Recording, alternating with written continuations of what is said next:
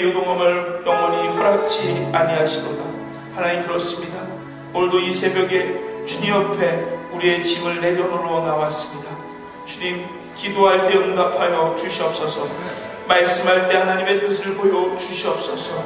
찬양할 때 오로지 하나님만 영광 받아 주시옵소서. 예수님의 이름으로 기도드립니다. 아멘. 사도행전 13장 13절서부터 23절까지를 함께 교독할 때 이 새벽에 하나님께서 우리에게 주시는 계시의 말씀을 받기를 원합니다. 제가 먼저 13절을 공독해 드리겠습니다.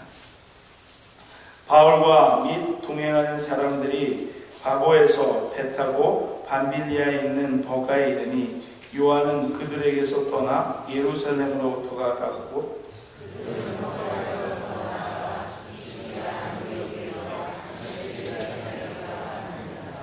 율법과 선지자의 글을 읽은 후에 회당장들이 사람을 보내어 물어 이르되, 형제들아, 만일 백성을 권할 말이 있거든 말하라 하니,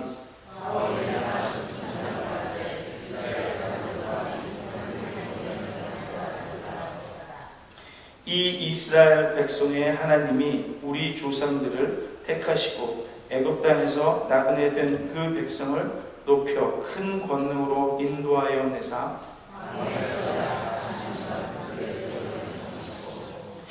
가나안 땅 7족속을 멸하사 그 땅을 기업으로 주시기까지 약 450년간이라.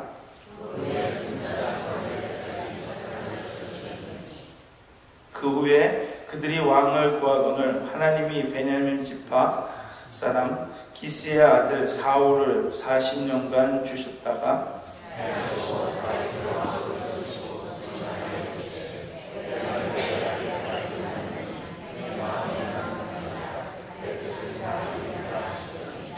함께 읽겠습니다. 하나님이 약속하신 대로 이 사람의 후손에서 이스라엘을 위하여 구주를 세우셨으니 곧 예수라. 대명 목사님 나오셔서 사울의 삶과 다윗의 삶이라는 제목으로 말씀드립니다. 할렐루야. 사울의 삶이 아니라 다윗의 삶이 우리들의 인생이 되시길 주님의 이름으로 간절히 소원합니다. 기독교 최초의 선교사였던 사도 바울과 바나바가 먼저 하나님의 말씀을 쫓아 또 그리고 안디옥 교회 파송을 받아 갔던 곳이 구보로였습니다. 이 구보로라는 곳은 이게 바나바의 고향인데요. 그러니까 전혀 모르는 장소로 선교를 떠났던 것이 아니라 자신의 고향, 익숙한 곳으로 선교를 떠났다는 것입니다. 뿐만 아니라 그 살람이라는 항구에서 유대인의 회당에 들어가서 하나님의 말씀을 선포하게 되었는데 유대인의 회당도 마찬가지입니다.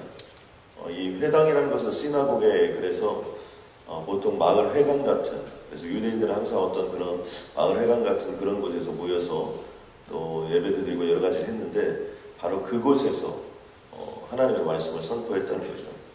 그것도 실질적으로는 이 사도 바울이나 바나바에게 매우 익숙했던 곳임을 알 수 있습니다. 또 한 사람 데리고 또 거기서 만나서 함께했던 사람 중에 마가 요한이라는 사람이 있는데 이 사람은 바나바의 생질입니다. 그러니까 바나바의 조카죠. 그러니까 안내를 해서 그것을 잘 아는 사람이 안내를 받았는데 이 또한 바나바나 사도 바울이 복음을 전하는데 아주 편하게 모든 것들을 할 수 있었음을 알 수 있습니다. 이것을 통해서 우리가 한 가지 가슴속에 좀 새겨야 될 메시지는 무엇이냐면 무엇인가를 할 때는 전혀 모르고 또 그리고 알지도 못하는 일을 시작하는 것보다는 평소에 모든 것들을 좀 잘 알고 익숙한 것 이것으로부터 시작을 해서 점차 그것을 통해서 조금씩 나의 영역들을 확장시켜 나가는 것이 중요하다는 것입니다. 어떻게 보면 기독교 최초의 어떤 선교사적인 모습을 띄었던 사도 바울이나 바나바 같은 경우가 어떤 의미에서 본다면 정말 어려운 어떤 상황 가운데 걸음걸음을 걷게 되는데 그 걸음 자체가 전혀 모르는 또 그리고 알 수 없는 어떤 미지의 세계 이런 곳을 간 것이 아니라 익숙하고 알고 있었고 편안했던 곳, 그러나 그곳에 가서 하나님의 복음을 전하면서 그들은 영적인 근육을 키웠던 것을 알 수 있습니다. 우리가 다윗과 골리앗의 싸움에서 보면 골리앗을 다윗이 뭘로 이기냐면요, 뭐 칼과 창으로 골리앗을 이기는 게 아닙니다. 자신이 늘 썼던 물맷돌, 늘 자신이 익숙했던 거, 어렸을 때부터 그렇게 익숙했던 거, 그 물맷돌을 가지고 사실 골리앗을 쓰러뜨리는 것을 볼 수 있습니다. 하나님은요, 우리에게 이미 이 세상의 골리앗과의 싸움에서 이길 수 있는 물맷돌을 주셨음을 저는 믿습니다. 그래서 나에게 익숙한 것이 무엇인가, 좀 내가 잘하는 것이 무엇인가, 나의 달란트가 무엇인가, 나의 은사가 무엇인가, 이런 것들을 잘 점검해보고 남이 가진 것들을 너무 부러워할 필요 없이 하나님이 나에게 이미 주시고 익숙해진 것들을 가지고 승부하는 것들이 필요하다는 것입니다. 그리고 사도 바울은 바보에서 거짓 선지했던 엘루마라는 무당을 만나게 되는데요. 저는 잘 모릅니다만 이렇게 선교사님 앞에 계신데 제가 이런 설명하기 좀 어려운데, 되게 선교사님들이 가서 방해하는 방해꾼들을 제일 이렇게 첫 번째 또는 가장 큰 적들이 누구냐면 정신적인 세계를 지배하고 있는 그 땅의 어둠의 영들입니다.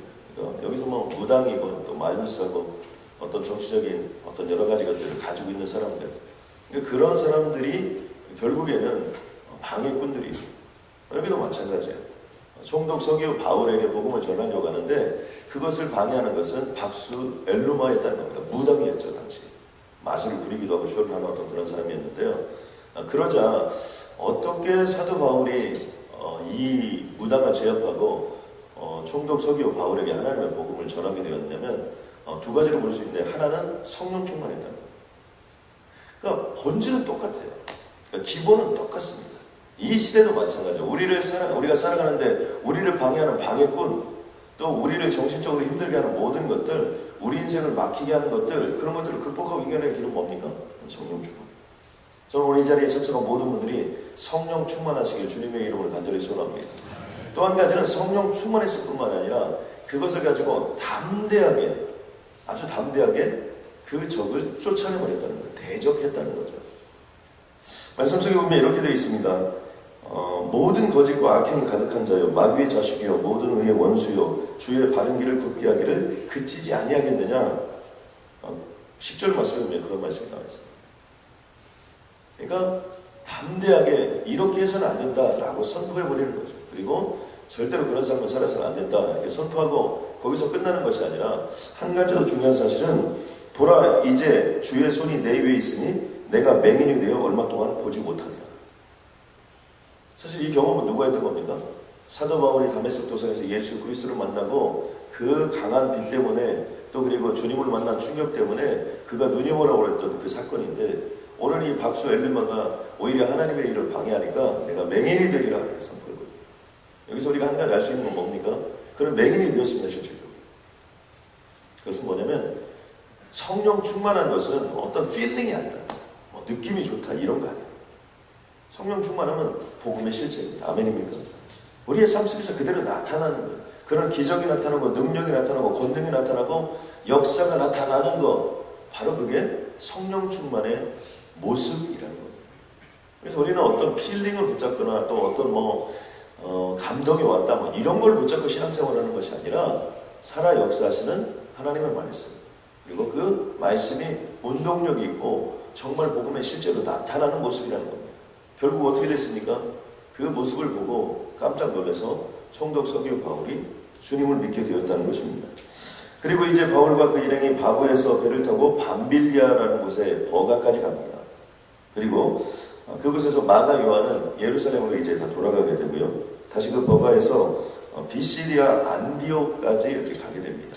그런데 이 비시디아 안디옥은 당시의 로마서에 있어서 대단히 중요한 중심 도시 중에 하나였습니다. 그러니까 처음에는 익숙하고 편안한 곳에서 영적인 근육을 키우고 나서 그 다음에 어떻게 됐습니까? 이제 본격적으로 선교의 장으로 깊숙이 들어가는 모습을 볼 수 있습니다. 그러면서 오늘 본문 속에서는 이 사도 바울의 설교가 등장하는데요. 아마 우리는 지금까지 한 3개의 설교를 들었습니다. 하나는 사도행전 2장에서 오순절 마가의 다락방에서 성령의 충만을 받고 사도 베드로가 설교를 했던 내용이 첫 번째고요.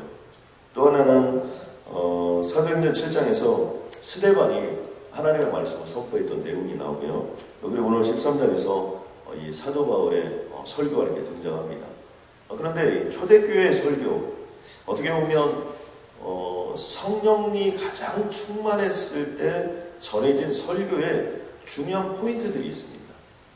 그 포인트들의 핵심은요, 하나는 모두가 구약을 꿰뚫고 있다는 거예요. 사도 베드로의 설교나 스데반의 설교나 사도 바울의 설교나 구약을 전체적으로 완전히 꿰뚫고 있다는 걸 알 수 있어요. 이것은 뭐냐면 이 기독교라는 종교, 또 그리고 우리가 믿고 있는 예수 그리스도, 또 우리가 믿고 있는 하나님, 우리가 믿고 있는 성령님, 이런 분은요, 이런 분이 아니라는 거예요. 우리가 그런 거 있죠. 계룡산에서 몇 년, 또 빅베에서 몇 년, 또 기드온에서 몇 년, 이렇게 해가지고 돈 닦아가지고 어느 날 뭔가가 이런 식의 종교가 아니라는 기독교. 그래서 어디가 톡을 파고 몇 년 동안 있었는데 거기서 역사가 이렇게 기독교는 그런 종교가 아니에요. 기독교라는 종교는 그런 종교가 아니고 철저하게 내 안에서 뭔가를 깨닫고 득도해서 생기는 종교가 아닙니다. 그래서 불교는 그렇죠. 기독교라는 종교의 핵심은 뭡니까? 밖으로부터 오는 거예요. 철저하게 하나님으로부터 와야 되는 겁니다. 여러분 안 됩니까? 예수 그리스도로부터 와야 되는 거예요. 성령님이 내 안에 들어와야 돼요. 밖으로부터 안으로 들어오는 것이고 내 안에는 선한 것이 없어요. 그렇기 때문에 우리들이 하나님을 믿는 거고 예수님을 믿고 성령님을 믿는 겁니다. 그래서 구약을 꿰뚫면서 항상 하는 얘기가 아브라함이 어떻게 하나님을 만났는지, 또 요셉이 어떻게 하나님을 만났는지, 또 그리고 그 역사성 속에서 하나님이 어떻게 섭리하셨는지를 계속해서 다루고 있는 것이 이 설교들의 핵심입니다. 또 한 가지 핵심은 예수 그리스도의 초점입니다. 예수 그리스도 전이 되었든 예수 그리스도 후가 되었든 항상 역사의 중심에는 예수 그리스도가 있습니다. 그래서 성경의 중심은 예수 그리스도예요. 다른 말로 표현하면 예수 그리스도가 이 세상의 주인이고 또 예수 그리스도가 나의 중심이 되어야 되고 예수 그리스도가 우리의 주인이 되어야 한다는 것입니다. 왜 그렇습니까? 바로 예수님을 통해서 모든 일들이 이루어지기 때문입니다. 그러면 우리는 다른 일보다는 예수를 잘 믿는 일들이 필요합니다. 성령이 충만했다. 그러면 기적을 해가고 능력을 해가고 방언을 하고 이런 것도 중요할 것 같지만 바로 그것을 통해서 예수 그리스도의 초점이 맞춰지는 삶, 바로 그 삶이 온전한 삶이라는 거죠. 우리들도 신앙생활을 제대로 잘하고 있느냐 못하고 있느냐, 그것은 예수님 그 이름을 불렀을 때 내 마음에 어떤 필링이 오냐, 정말 예수님 하면 나는 어떤 느낌을 가지고 이 땅을 살아가느냐, 바로 그것이 대단히 중요하다는 겁니다. 그러므로 우리는 사나 죽으나 주님의 영광을 위해 사는데 그 초점이 항상 예수님이어야 된다. 이 사도 바울의 그 모습 속에서 이런 초점을 가지고 우리가 오늘 본문의 말씀을 보면 참 좋은데요. 오늘 그곳에서 등장하는 인물들이 여러 사람이 있는데 그 설교 속에 극대별을 시키는 두 사람의 삶의 모습이 있습니다. 하나는 사울의 삶이고 하나는 다윗의 삶입니다. 그런데 이 사울의 삶이나 다윗의 삶의 초기를 보면요, 사실은 둘 다 어떤 재능도 좀 비슷했고요, 둘 다 겸손했고요, 어떻게 보면 사울이 다윗보다는 훨씬 더 키가 컸고요, 또 그리고 잘생기고 또 훨씬 더 잘생겼다고 성서학자들이 얘기합니다. 왜냐하면 다윗 같은 경우는 2세 아들을 다 데려오라고 했는데 다윗은 아예 빼버렸어요. 귀엽지도 않을 만큼. 우리가 다윗상 그러면 지금 이런 데 가보면 다윗상이 울퉁불퉁하고 굉장히 잘생기고 헤라클레스가 머리를 다 휘어 감고 이런 모습들을 우리가 보여주는데 실질적으로는 그렇지 않았을 가능성이 높습니다. 왜냐하면 별로 흠모할 만한 것이 없는, 얼굴 정도가 붉었던 그런 인물인 것을 알 수 있어요. 별로 주목할 만한 인물이 아니었다는 것이죠. 근데 두 사람 다 사무엘이 기름을 부어서 왕이 되었는데 놀랍게도 한 사람은 폐위를 당하고 한 사람은 하나님의 마음에 합한 자가 되었다는 겁니다. 21절 말씀에 보니까 그 후에 그들이 왕을 구하거늘 하나님이 베냐민 집파 사람 기스의 아들 사울을 40년간 주셨다가 패하시고. 재미있는 사실 중에 하나는 뭐냐면요, 하나님이 세우셨는데 하나님이 패하셨어요. 또 한 사람 다윗은 어떻게 됩니까? 다윗을 왕으로 세우시고 증언하여 이르시되 내가 이새의 아들 다윗을 만나니 내 마음에 맞는 사람이라 내 뜻을 다 이루리라. 하나님의 뜻을 이루는, 하나님의 마음에 합한 자가 되었다는 거예요. 누가? 다윗을. 똑같은 왕이었는데 왜 그런 역사가 또 그런 일들이 일어났을까? 우리는 한 두 가지 정도로 정리합니다. 첫 번째는 방향이 잘못되었기 때문에. 사실 사울의 인생이나 다윗의 인생을 둘 다 보면 둘 다 열심히 살았던 모습을 볼 수 있습니다. 뭐 누구는 게으르고 누구는 열심히고 그러진 않았습니다. 둘 다 열심히 살았는데 가장 중요한 사실은 방향이 잘못되었다는 거예요. 사무엘상 18장에 가면 사울이 죽은 자는 천천히요 다윗이 죽은 자는 만만이다 이런 얘기를 합니다. 그러니까 핵심이 뭐냐면 다윗이 훨씬 더 많이 죽였다는 거예요. 그러니까 우리가 어떤 위치에 생각해 본다면 자기 부하가 훨씬 더 많이 죽였으니까 이거 좋은 일 아닙니까? 그런데 이때 본문에서 9절에 보면 이렇게 했습니다. 그날 후로 사울이 다윗을 주목하였더라. 백성들이 뭐 특별히 여자들이 그렇게 노래를 했다. 성경 왜 굳이 여자를 바뀌었는지 모르지만 여자들이 막 노래를 했다. 아마 노래를 잘해서 내는가 봐요.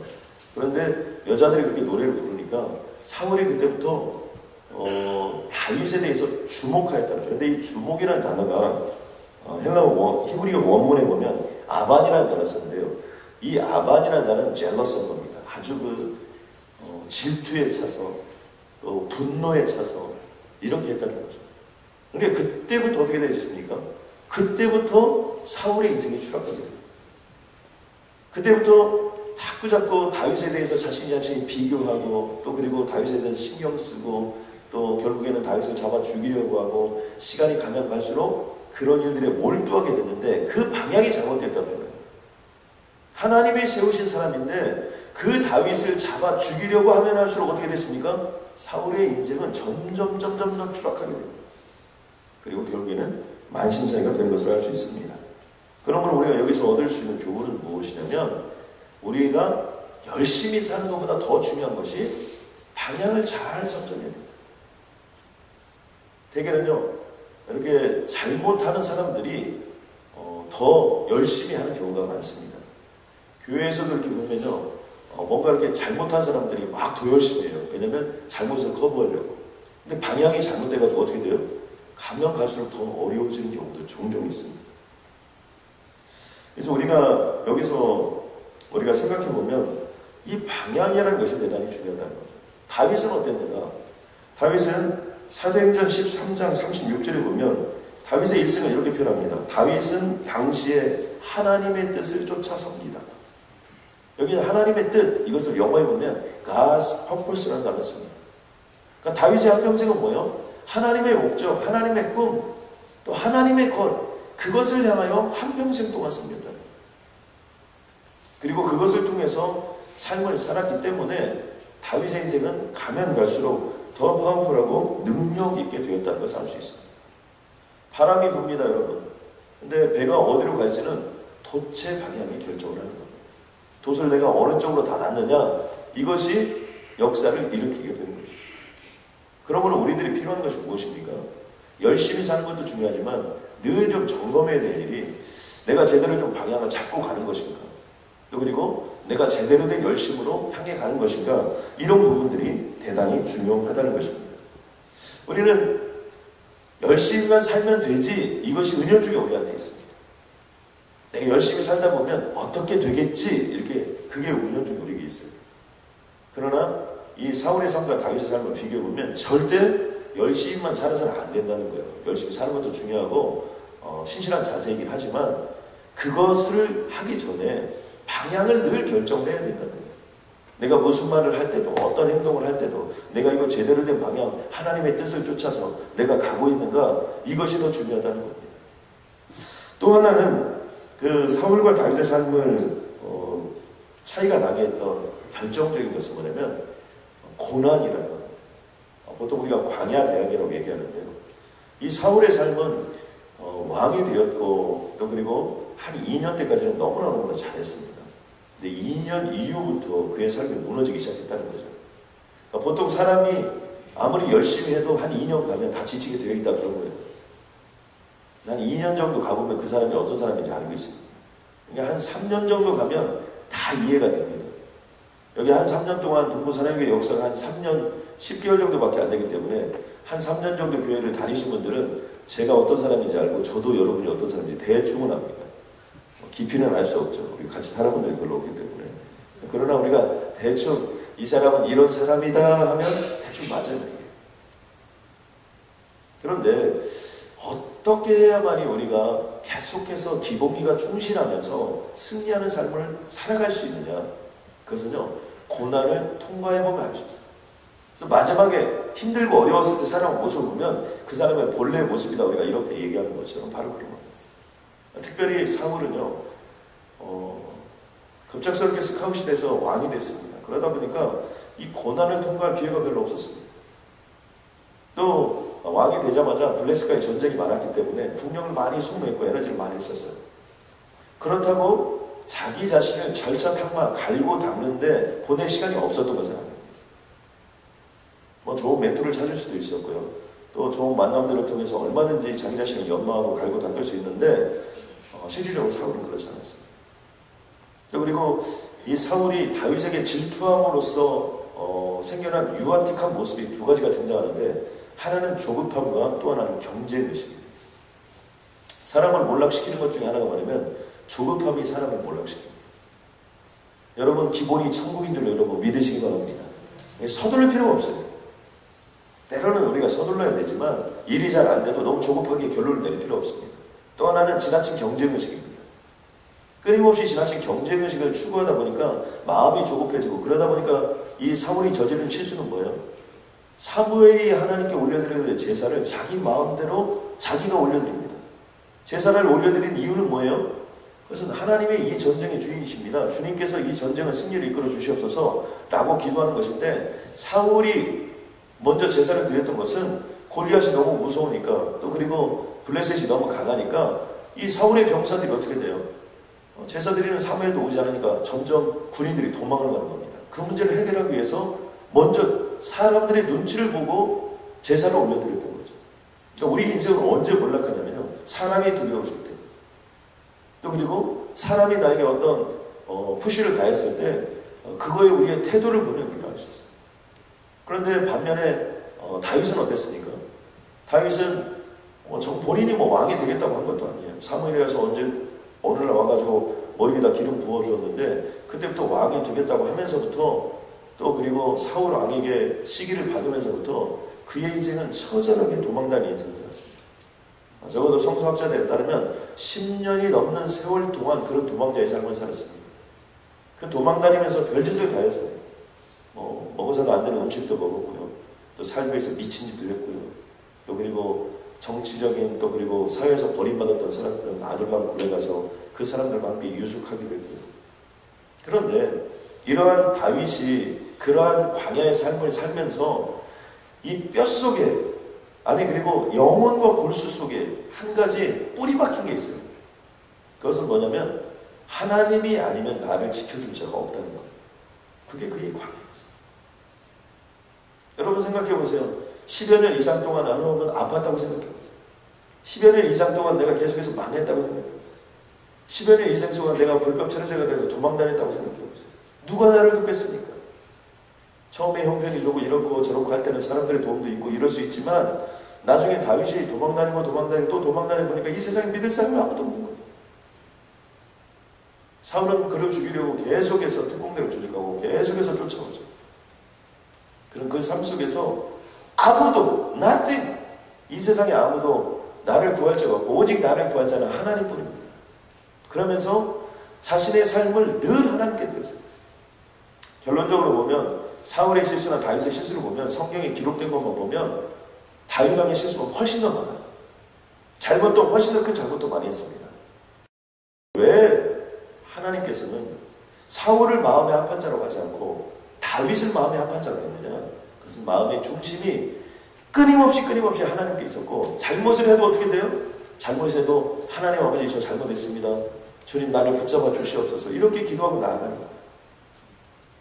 저는 그러므로 여기 있는 모든 분들이, 저는 열심히 하는 것보다도 방향을 잡고 속도를 내기를 주님의 이름으로 간절히 소원합니다.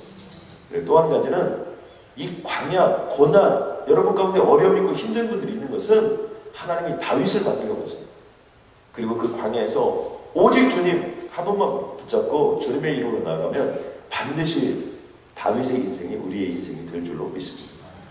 사무엘하 3장 1절에 보면 다윗의 집은 점점 강하여가고 사울의 집은 점점 약하였다. 혹시 마음속에 미워하는 사람 있습니까? 이걸 적중심이라고 하는데요. 그 사람 오늘부터 forget it, 잊어버려야 돼요. 그거 못 잊어버린 사람은 그 적 하나 때문에 빙빙 돌다 죽습니다. 몰락하는 거예요. 오히려 그 사람을 축복하세요. 목사님 안 됐다니까요.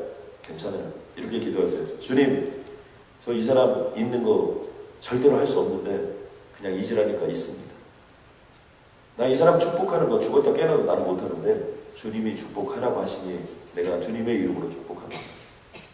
역사하여 주옵소서. 그러면 하나님께서 우리 인생을 축복해 주십니다. 아멘입니까? 그럼 인간관계 속에 막힌 게 없어야 돼요. 그래 역사가 일어나고 능력이 나타납니다. 그리고 또 한 가지, 하나님의 마음에 합한 자를 죽이려고 하면요 반드시 죽이려고 하는 사람이 죽습니다. 사울은 가장 결정적으로, 정말 다윗이 잡히지 않았기 때문에 안 죽였죠. 가장 결정적인 실수는 하나님의 마음에 합한 자를 죽이려고 했대요. 다윗이 잘한 일은 뭐예요? 하나님이 기름 부음을 받았던 사울을 끝까지 죽이지 않았다는 거죠. 두 배의 결정적인 기회가 왔습니다. 그러니까 여러분, 누가 하나님의 마음에 합한 자입니까? 우리 모두 다 하나님의 마음에 합한 자. 그렇기 때문에 함부로 사람을 미워해서도, 또 그리고 함부로 사람을 멸시해도 안 되는 겁니다. 기도하겠습니다. 하나님 감사합니다. 날마다 일상생활을 잊지 않고 새벽마다 이 강단에 엎드려 기도하는 아버지 하나님, 우리 일상상 함께하는 모든 영적인 동지들 위해 주님 축복하여 주시옵소서. 하나님은 살아계시고 오늘도 역사하여 주신 줄로 믿습니다. 우리가 기도하고 나가는 방향이 가장 귀한 방향인 줄로 믿사오니 하나님, 하나님을 향한 꿈을 꾸고 하나님의 뜻을 향한 꿈을 꾸고 주님의 이름으로 나아갑니다. 하나님, 우리에게는 사울의 삶도 있고 우리에게는 다윗의 삶도 혼재 있는데 모든 사울의 삶을 멸하여 주시옵소서. 다윗의 삶으로 우리가 그를 인도하여 주시옵소서. 살아가는 날들이 많아지면 많아질수록 점점 더 강한 인생이 되게 하여 주옵소서. 예수님의 이름으로 기도드렸습니다.